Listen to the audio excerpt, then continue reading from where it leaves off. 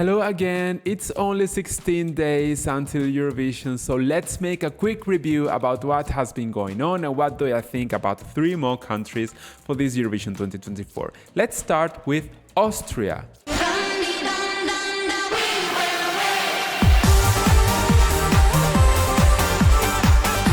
You know, I was very excited when it was announced that Kaleen would be representing Austria. She is one of that standing rehearsals that have been making possible performances such as Fuego by Eleni Foureira. So she was such a big artist that she could both sing, dance and doing great things in the live stage. So I was expecting so much from her. But what has happened that they have released the song We Were Rave, and I didn't fall in love with that song. I found it very generic with no personality at all. But yeah, one of the positive aspects of that was that she reminded me of Britney Spears and all that influences of the 90s or early 2000s, and I thought it was good. But actually, this is not one of my main contenders to do great or one of my main favorites.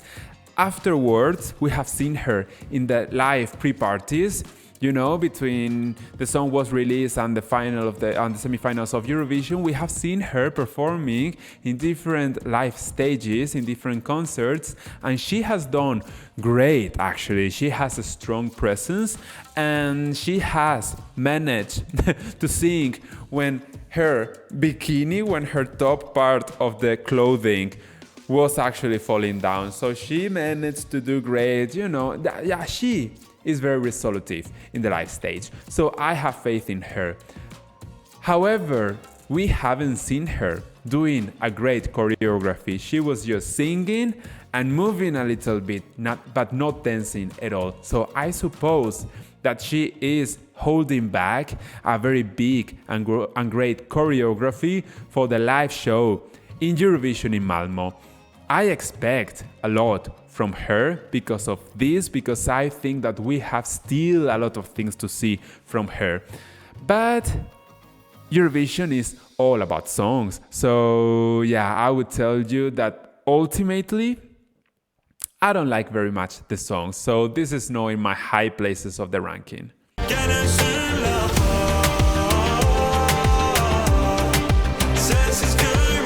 Moving on to Azerbaijan, I must tell you that I personally love this entry so much.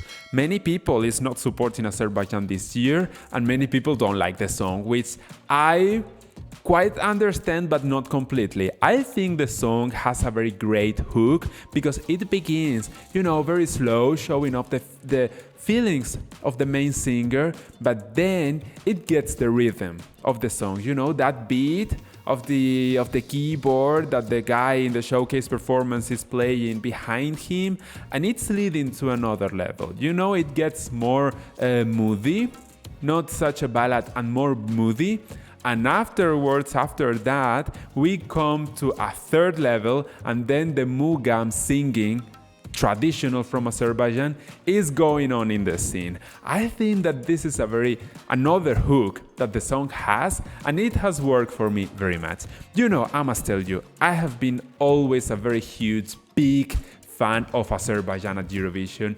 I still remember with a lot of songs all the entries from 2009 till 2013, especially Sabina Babayeva, one of my favorite singers ever at Eurovision, and I have a lot of love towards that entry. I remember myself, you know, I was 13 years old that year, and I got amazingly shocked about her, how that charisma that she had singing, and then that traditional singer of Mugam singing behind her doing oh.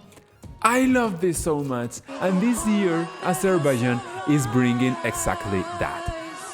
How can't I love this entry? You know, it's giving me all that Azeri sound that I was missing so much in the Eurovision stage, and I feel very happy that Azerbaijan is coming with that.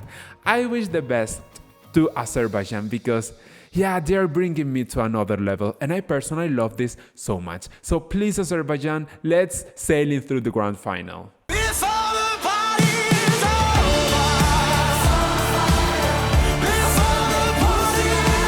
Okay, now it's the turn of Belgium, which is one of the fan favorites of many people this year.